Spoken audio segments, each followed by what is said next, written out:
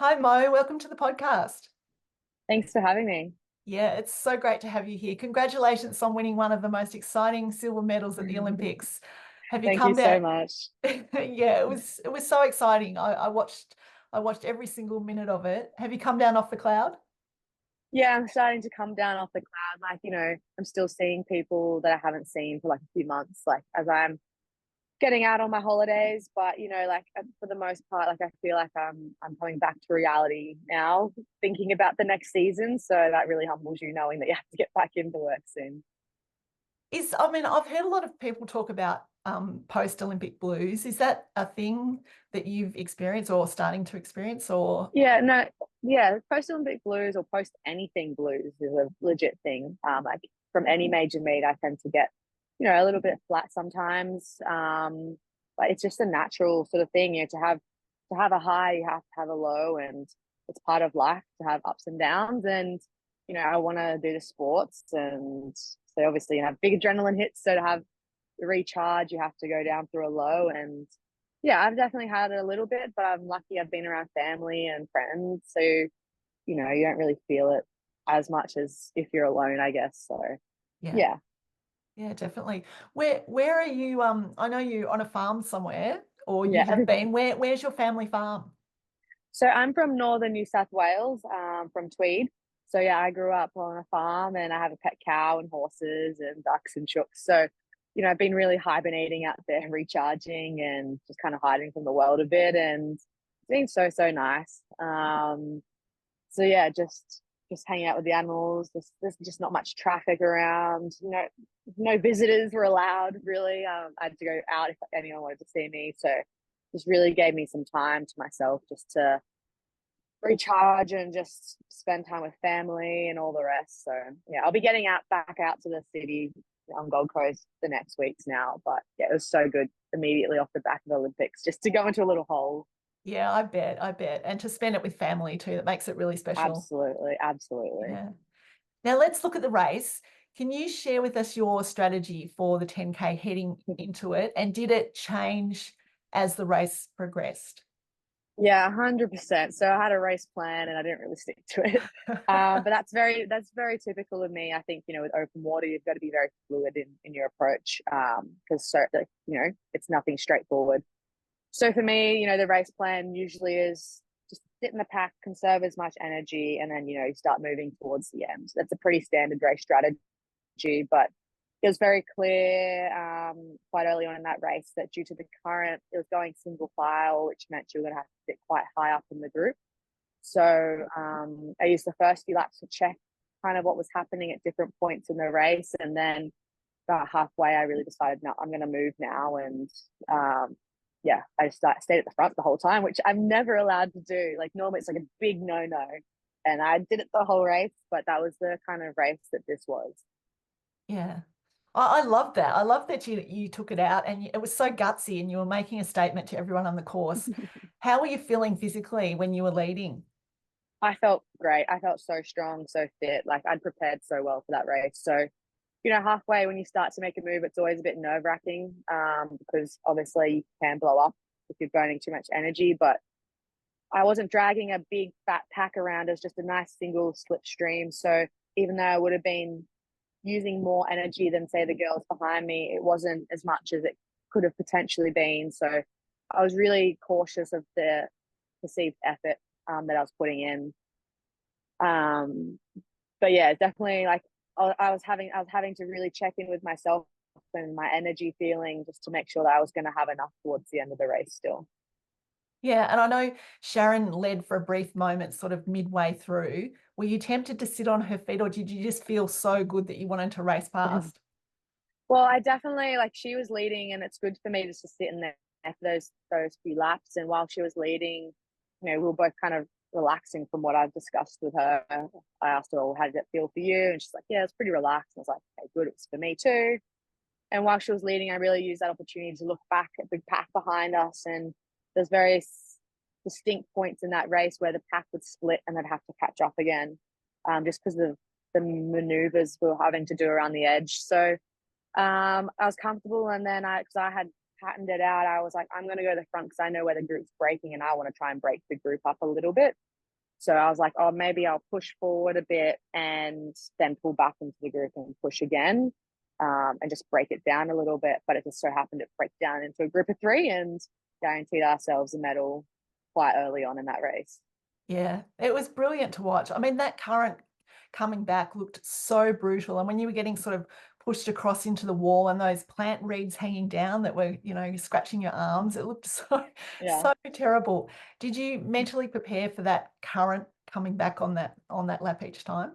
Yeah. So we'd trained with that in mind. And mentally, like I'd prepared myself, I didn't just go and go, oh my gosh, there's a current, like I got in knowing that there was a current and it would feel different. So yeah, the reeds were definitely a bit more of a shock than probably even the current at that point, because I prepared for the current, but the reeds that were swimming through, the plants that were hanging, were quite sharp. We all got cuts on our arms. They ended up cutting them for the men's race because I don't think they realized they were sharp either. All right. So that was probably the shock at first. Oh, that was sharp. That kind of hurt. Yeah. And that bridge definitely was a tricky part of the race that like all of us would have struggled with. So yeah. Yeah. Do you like looking back on it now? Obviously, you started with the current, and then you turned around and came back, and the finishing chute was against the current. Would you prefer Mm. it that way, or would you have liked it the opposite way around? I liked it that way. Yeah. The cut, like going with the current, it's very hard to feel the water. Like when you're catching and pulling, you kind of not really catching and pulling. It kind of feels a bit soft and loose underneath you, if that makes sense. So even though the current, you weren't really moving as fast. Like we swum in, the endless pools. Yeah. We've done a fair bit of training in that, so it kind of felt the similar feeling. So I felt like I could feel what I was actually doing under the water. So I don't think I'd change it at all. I'd maybe Yeah. move that bridge. That bridge and that pillar was a bit annoying to me. I'd maybe move that, but Yeah. obviously you can't. Yeah. I mean, it made it a great spectacle because you could see Yeah. everything. And normally it's a lot harder to get that sort of vision when you're sort of out in more open water, not in a sort of a river system. So that was great for the Mm. sport. Yeah, 100%. Like we just kept saying like, oh, it's the most iconic open water race we've ever done. And the spectators and the crowds were absolutely fantastic. Like Paris Olympic Committee, they did a fantastic job. Like we had lineups out the gate and people could watch, the public could watch. And it's one of the only races where I've had where we had a crowd the whole way around. So you could hear them the whole time. And it just made me keen to get more events like this where, often where's just one point of the crowd and you swim out and around and they see you once a lap. But I'm like, no, let's get some more venues where we can have crowds on both sides cheering for us. It was so good for our sport and so good for us as athletes. Yeah, I mean, it was great, and it was good that it lined up that sort of in Australia we could watch it at sort of 4 o'clock. It wasn't one of Yeah. those early morning 4:30 starts. Yeah. It was so good for like, yeah, home. It was so good over there. It was so good for our sport. It was just such a fantastic race. And obviously very interesting race as well with the dynamics of the environment. Yeah. Yeah, yeah, the tactics were so interesting. I'm really interested to think about like when you're in the guts of the race, how do you sort of, if you're starting to feel a little bit physically tired, how do you sort of, what self-talk do you use to get yourself through? I definitely talk to myself, Mhm. or I talk like I have a conversation. I don't know what you want to call it. This race was one of the races I didn't talk to myself as much because I have to talk myself through like contact with the other athletes normally. Like when you're getting hit or knocked around or you're bumping into each other, I really have to self-talk those situations. But when it was the environment, it was more just like kind of just moving on. Like, oh, I hit a branch, that's it, move on. So for me, the self-talk wasn't as strong as some other races I've done. But definitely, like I was like, yeah, I think I just felt so strong throughout the race that I didn't have those moments of like, oh no, like where there's some races where I'm like, okay, stay calm, you got this, and you Yeah. have to really calm yourself down. But this race, I really just tried to switch off a few times and I just started singing my song and, just like, you had to just go through the paces of the laps. But because it wasn't a pack swim, it was more just checking in with my tactics, checking in with where I was positioned, and just making sure I was not burning too much, energy stores and just staying calm and just making sure I have to make sure I'm concentrating and not drifting off. So yeah, definitely when you get those moments of tiredness, you know, sometimes I'll go, okay, I'm going to pull back a bit and let someone else lead. But Mm. like I said, I just went into that race feeling so strong and so fit. Yeah. What song were you singing to yourself? So I was singing Poison by Alice Cooper. It's gone, a Okay. lot of people have asked me this question, and it's not my normal song. Like, it was just a new song that started coming in the rotation, but it was stuck in my head, and everyone was like, that's so ironic because of the water quality debates and stuff, you know. But it was good. I only knew a few words, but at least I knew the tune, and you just kind of roll with it. You can't, I'm not going to physically change the song that I got stuck in my head. So No. yeah, And it obviously had a good beat because you look like you yeah, were right up on top of the water and flying along. You could tell that you were feeling yeah. good. Yeah. So it must have been a good beat. I can't think of it right now, but I was embracing it. Yeah. You kind of just embrace whatever thought comes your way that's a good thought. So yeah. Yeah, for sure. I know you had a practice event in the Seine leading up to it, but were you apprehensive about the water quality when there was all that sort of rain a few weeks before it started? Yeah. So we got to train the day before the race. We had the option. Not every athlete took that option, which I was a little bit surprised by. But you know, we've had on and off, you know, we've been watching the weather and the results. We knew the rain would change it. But at the end of the day, this is the Olympics. And for me, you know, I was going to get in and race. And they had a few contingency plans, and they weren't going to put us in if the water quality was bad. Right. You know, they have a number, and it's the same for every race that we do. There's a water quality result, and if the water quality is bad, we don't race, and if it's under this number, we race. So if it's 1,000 units of whatever it is, or Yeah. whatever they measure. Sorry, I don't know the numbers, but the number is 1,000. If it's over 1,000, it's cancelled or postponed. If it's under 1,000, we hold it, and that's a standard number. So yes, obviously, like, we've been watching it, but you know, we had some good weather. If it wasn't going to be held the first day, we had 2 days, and then if it didn't fit in those 2 days, then we are going to move venues. So we were always going to race. Yeah. And then on top of it, we had a really great medical team on the Australian Olympic Committee, and we'd had an oral vaccine, and we had antibiotics, we had mouthwash, we had body wash. So no matter what, for me, I was so comfortable with the water quality. I was covered. For me, it was just, okay, what's my race plan? What's the current weather conditions?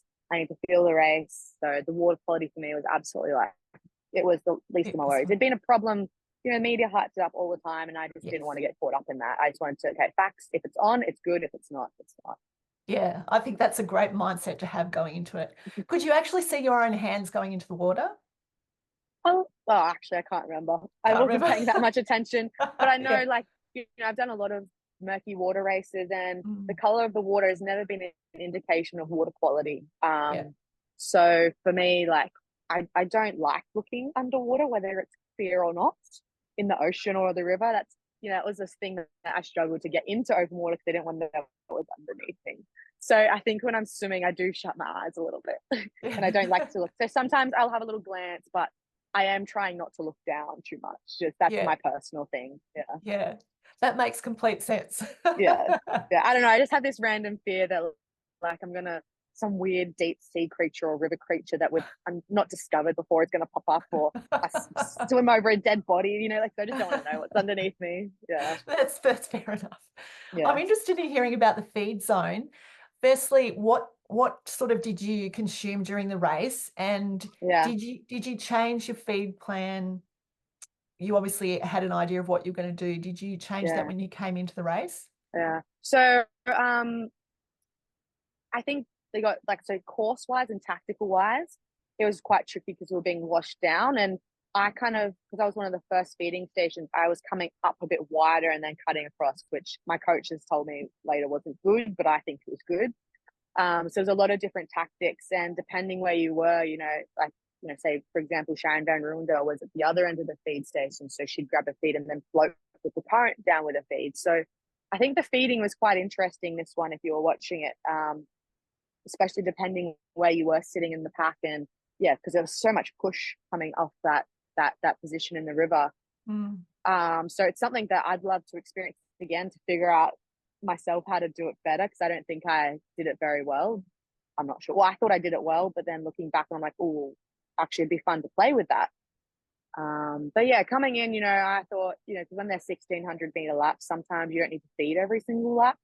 So I thought about maybe changing it up a little bit. But once the current was there, I just really wanted to make sure my energy stores were topped up and I wasn't, I wasn't lacking anything or burning too much energy. So I just decided to feed every single lap just to be safe. And then if I missed it, I missed it. But yeah, I have, because in Doha, our qualification, I had 2 feeds knocked out of my thing. So I have a little bit of a paranoia of like missing a feed. Now, like obviously I can do it. I did it in Doha and, so I can do it. But I'm like, okay, I'm just going to take every feed that I can because in those conditions, you just want to make sure you're not lacking energy towards the race.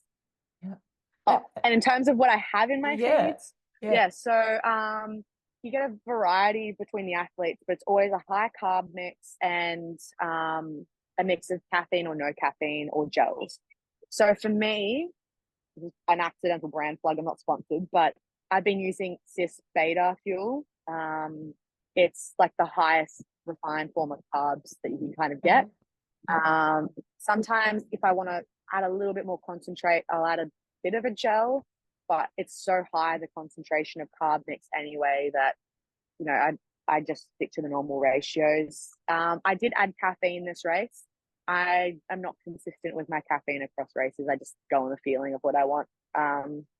So yeah, I did have caffeine and carbs, pretty simple. Yeah. Did you find it difficult to get back into your stroke rate after you'd taken that sort of little break in the middle, or was it a nice little rest? No, it's something that we're quite used to. Like I always struggle you need a few strokes just to let it settle in your stomach. But it's something you practice in training. You're having carb drinks in training and doing intensity sets. So especially for pool swimming, we'll sit and take gels during high intensity, which open water isn't. So I think, the whole race was changing pace and changing, practicing feeling. So for me, I didn't struggle with it, but some people might. I'm not really sure. Yeah. And what were your sort of talk us through the last 500 meters of the race? So the last 500 meters was against the current. I just wanted to be in the lead because I knew with that current it was hard to pass people. And it was the best position to be in to guarantee a better medal. But obviously under that bridge, there was 2 options, and I tried Sharon's option the lap before, and I absolutely stuffed it up. I ran into the edge. Everyone probably saw that. I ran into the yellow thing. Right. And I was like, hey, I'm not doing that again. It didn't work for me, even though it was probably a better route. And I knew that coming under the bridge that time, that whatever way I took, Sharon would go the other way. And, she practiced it better than me the day before. She had a training partner with her, and I was doing it alone. So she really nailed her skills that bit better. But obviously coming under, I was like, okay, I've committed to this way. I'm going to go this way. And she committed to that way. So I'm just going to commit. And I did. And then coming in, I just wanted to stay on her feet as long as I could. But, she's a talented athlete. She's got much more speed at the end than I do. But it's so hard to know when to push because of the current. It's like, okay, do I start pushing now or now? Yes. But she kind of took off a little bit sooner, and the girl behind me, I'd kind of secured my place. So I just wanted to go in strong. And yeah, coming into the touchpad, you just kept swimming and it just wasn't getting any closer. And it was just like, you just see us nearly stop right at the touchpad. There's a strong current under the pontoon pushing us up. Wow. So it was a strange finish, but it was also, we won in a group of girls. So it was quite basic at the same time. Oh, it was brilliant to see. It was such an exciting race. It really was. I've had a lot of people say that to me, and they're like, it was so nerve-wracking, especially like people who don't understand it, like, or even people who understand it. And I was leading so early on, they were like, well, I stressed a lot of people out. No, I could tell that you were up on top of the water. You looked so comfortable and confident. You could tell. You just had that, you're in that wave, that beautiful wave that we see, and you're certainly in that race. Have you got the medal there by any chance? I do. I've got it here. So one moment. How beautiful is that? So it's massive. Yeah. It's so big, isn't it? Yeah, that's the Eiffel Tower. Yep. That's dark grey, and that's like the Paris design. And then on the back is the classic Olympiad. Yeah. It's beautiful. How much does it weigh? I would love to know the actual weight, but it's heavy. Like everyone gets the shock when they hold it. So maybe like 500 grams. Wow. But I'm not very good with weights. So yeah. but it Yeah. definitely, it's hefty. It's a hefty Yeah. thing. It's beautiful, beautiful to have, Yeah. and well Yeah. deserved. Thank you. Thank you. Congratulations on also making the final of the 1500 in the pool and Thank coming you. sixth. That was an Yeah. amazing achievement to be representing Australia in the pool and in the marathon. What were Yeah. your thoughts on your 1500 meter final? Yeah. So obviously, like, I would have loved to have been under 16 minutes. That's always just a good target time. But I just didn't quite have that front end speed that I was wanting. And I think, you know, it's because I'd focused on the 10K, just flattened out a little bit some of that front end speed. But, you know, to swim 2 1500s at 16 minutes back to back under such high pressure environment, and to be in the final with a French girl, like, you know, I absolutely did not take that for granted. Yeah, I think if it was only the 1500, then maybe, like, I would have been maybe a little disappointed in the time. But as we saw for some races, it wasn't about time; it was about placing. So to come away sixth, have done an Olympic final with such a fast group of girls, Yeah. you know, that was faster than Tokyo, and I thought Tokyo was fast. So yeah, I just, yeah, I'm in a race with Katie Ledecky and girls going 1540, 1541, and 1544. You know, that's incredible. So yeah, I'm pretty proud of that race too. Yeah, it was a great race. Yeah. How did you recover? Like, what was your recovery like between the heat and the final? What did you do to get yourself back up for the Yeah. final? Yeah, so it's something we don't really get to practice a lot in terms of that style, but we do practice saying, like, racing a 1500 one day and 800 the next. So realistically, like, you just practice it every day in training. You know, you Right. do it hard set one day, hard set the next day. So eating well, hot cold baths if you need them, Normatec or compression, massage if that works for you, sleeping, and just, yeah. But, like, you're fit enough that, or if you're not prepared for a backup like that, you probably haven't trained it properly. True. But yeah, for me, it was just more about staying calm, to be honest, in that environment. So yeah. Yeah. And obviously the 10K was your main focus. But you get into the village, and obviously you had the training camp before, but you get in the village. What do you do for your training to keep going during that sort of week of pool But competitions? for pool, between pool and open water, is that what you mean? Well, I mean, you didn't have your 1500 till later in the week. Yeah, So yeah, obviously you weren't racing the early part. So how yeah, did you keep your training specifically for you going? yeah. So basically, you just plan with your coach what you know what it's going to look like, and you just plan for your day that your race is day one. So for me, the 1500 was day one. For me, that was day one of Mo's racing. So you just plan it like that. So Right. they have a training pool and a comp pool, and you just go off and you do your training, you stick to it, and you do your sets like normal. So for me, my 1500 was on day one, even though it was on, like, day 4 or something. But obviously, like, at trials, it was a really good practice for me. I was the last event on the last night, so I really had to practice how to manage the crazy environment around you. So I felt really prepared for it. Yeah, because that must be hard when you're still focusing on your training and then you've got all these teammates coming in with medals on Mm, the first night and fantastic swims and the excitement that goes along with yeah. that. Exactly. So you really have to put a lid on yourself. I tried to go to the training pool more often where it was calm and relaxing, and yeah, you don't want to be burning that energy. But yeah, definitely trials really prepared me for it, and it really prepared me then for this backup. You know, I had to do the 10K after all my teammates had finished and were on holidays. You know, so I went in really holding myself together, knowing that yeah, you kind of really just had to kind of remove yourself a little bit, unfortunately. But that's what you have to do when you want to perform. Yeah. And in terms of the village, when they had all finished their pool swimming, were you still staying in that apartment by yourself, or did you move with them? So what happened after my 1500 final? I'd requested to go out into our staging camp with the open water. So I left the village. So I Right. wanted to just calm down, decompress, and reset, and come in with my teammates who had the same goals that I had. Mhm. And it worked out really, really well. So I left my apartment and came back in with the open water group. And then we went into our own apartment with open water. Oh, that's good. Yeah. Yeah, that would have worked out well. Yeah. Yeah. Now, I just wanted to have a bit of a talk about your training. I know you've worked with Michael Bowl on the Gold Coast with his squad in Yeah. the last few years, but you decided to change your training base to Germany. What Mm-hmm. prompted that change? Quite like a number of things. So I went on training camp with them in 2022, just off the back of Worlds, and did the open water with them. And then I asked, we spoke with Bowley, and we decided to do a training camp in February of 2023. And we'd spoken about a few different things. And when I got over there, we had a couple of chats, and he's like, "Look, if you think you should stay, I feel like I would encourage and support you." So basically, I went on training camp and just never came home. So for me, it's just Europe knows how to do endurance training. In Europe, it's their passion. They got the Tour de France and all that in their blood, and they got access to high altitude. And I was doing so much training over here alone, and it was just so nice to go over there and be amongst other hard workers and people who are willing to do the extra volume and the extra distance. And they're all doing the same double up. I'm doing the 1500 and the 10K. So it just was a good fit, and they welcomed me. And yeah, it's a very different style of training to what I was doing with Michael. And yeah, it's obviously worked out really well.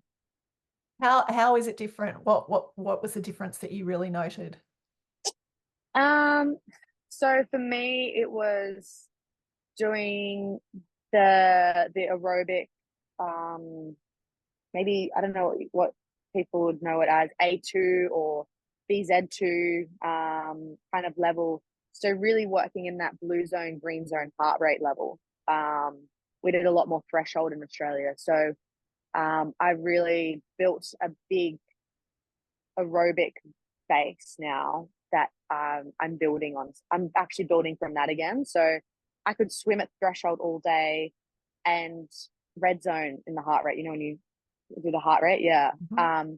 But I couldn't sit slow in a pack. I could only pace it up. So I had to really train myself to be able to swim slow and efficient to conserve energy for the end of the race. Right. How interesting. How big is the squad? How big is the squad there? So on the Olympic team, we had 8 swimmers. So it was quite a big group of us, Wow, very successful group, very self-driven group, very self-motivated. So in my group, maybe around 12 to 16. It's changed a little bit in the Olympic year. So right. And one of your main competitors, Sharon, is training alongside you. How did that go? Oh, she's fantastic. We're great friends. We're such different athletes. So for us, like, it's not like we're going to swim the same race. Her strengths are different to my strengths. In training, her strengths are different to my strengths. We're polar opposites. And she's like literally the go to the sport, and I've learned so much from her. She's, we've been great company in training, and yeah, we've gotten along really well, and it's just been such an honor to train alongside her. And yeah, like no one else has done what she's done. 3 Olympic medals in open water. Like, there's only ever girls with 1. So, and 2 gold. So yes, for me, it's been so special, and she's just been such a great friend to me. And outside the pool, we've had a lot of fun this last year, and yeah, it's been great. that's really nice. What town are you based in when you're over there? So I'm in a city called Magdeburg.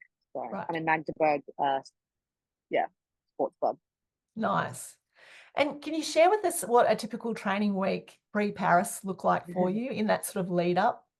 Yeah, so we don't really do these typical training weeks. We fluctuate between 10 sessions and 12 sessions. It's a very fluid program. So, but yeah, we were pushing up some bigger volumes, and we did a block at altitude, and we do 6 dryland sessions a day, but also a lot of focus on recovery, like sleeping, eating, hot cold bars, massage, physio. But yeah, I didn't have a typical program because I was everywhere. I was back here for trials, and then I was over with them for a few weeks, and then I had to join back in with Swimming Australia, and then we moved. So I was all over the place. So I don't know if I could say I had a typical training week. We just had to really work within the travel confinements that Olympics bring. So yeah, and hang on, did you just say 6 dryland sessions a day or a week? a week. Sorry, a week. I don't know. It might be, but we do dryland before swimming. Yeah, we swim, and then we do like a stretch afterwards just to relax the body so we can recover.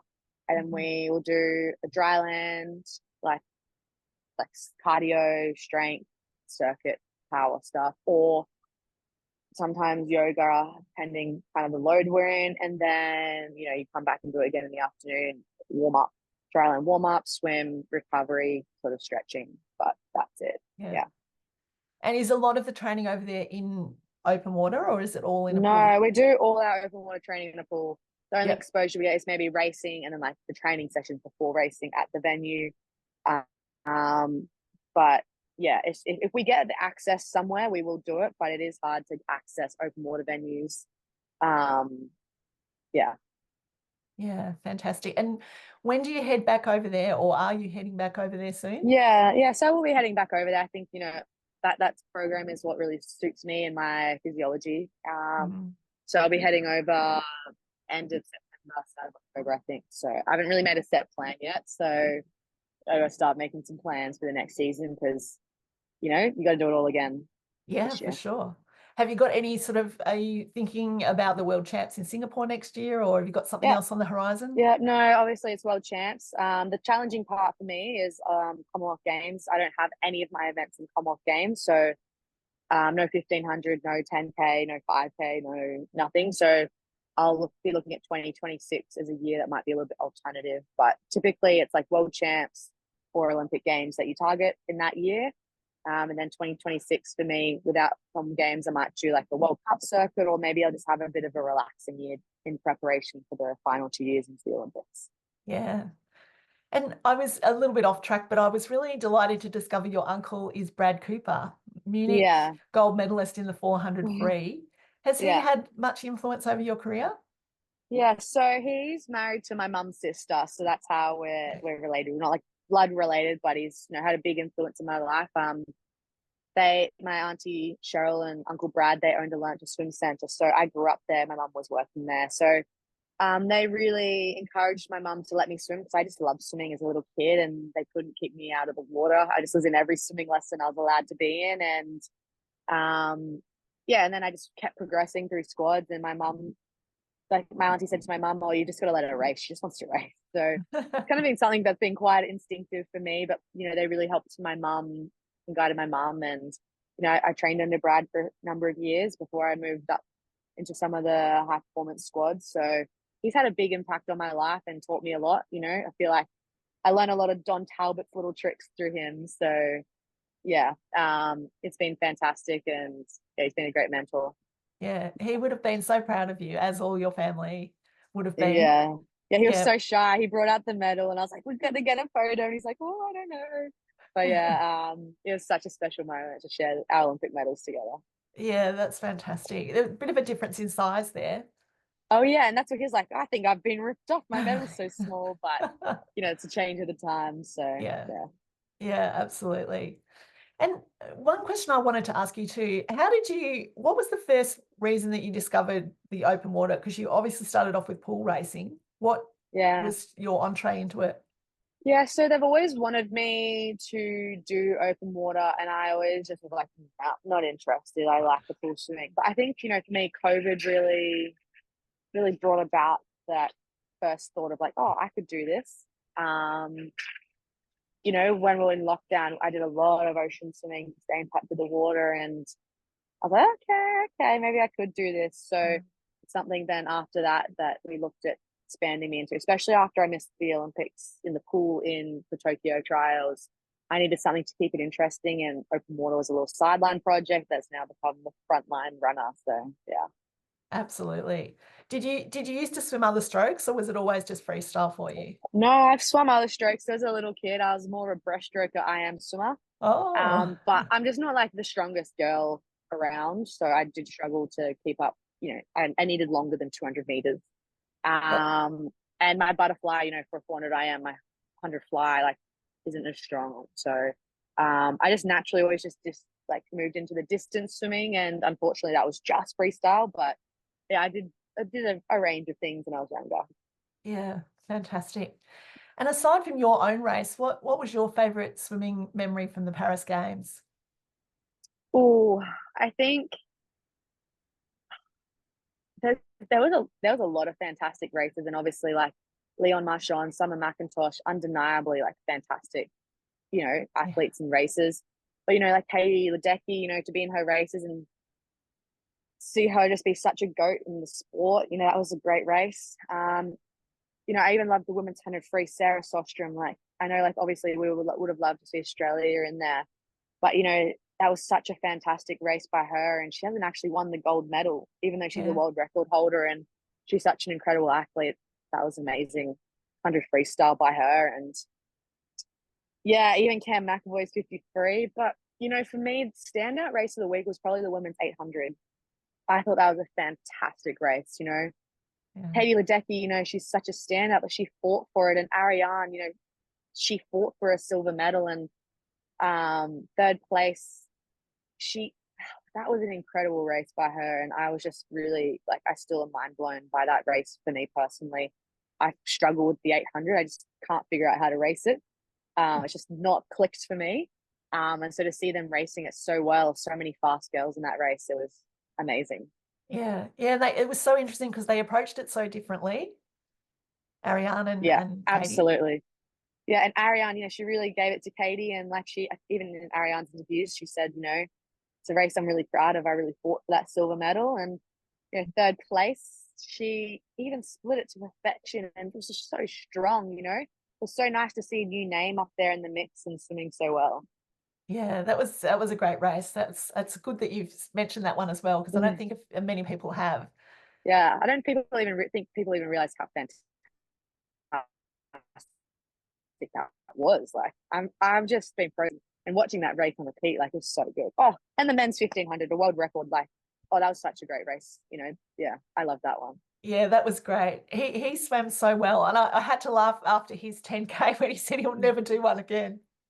Yeah, no, this was Fink. Bobby Fink got the world record. Oh, Bobby Fink, sorry. Yeah, and then the men's 800 was also great. Yeah, his interview after that 10K was Whiffen's interview was fantastic. Yes, sorry, I was talking about Daniel Whiffen. It was just funny the way he just said straight away, never again. Yeah, it was great. It's good to have full swimmers coming over because, you know, there's been a bit of a stigma sometimes around open water that, you know, we're the ones who didn't make it in full swimming, but it's just such a different sport that it's been nice to have the full swimmers come over and help recognize that our sport is actually, there's a lot of talent in there too, just a different sort of talent.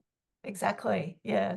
It's been great to have them highlighted in this way. So hopefully they'll get them on the Commonwealth Games in the future. It's a pity it's not for 2026. I don't know.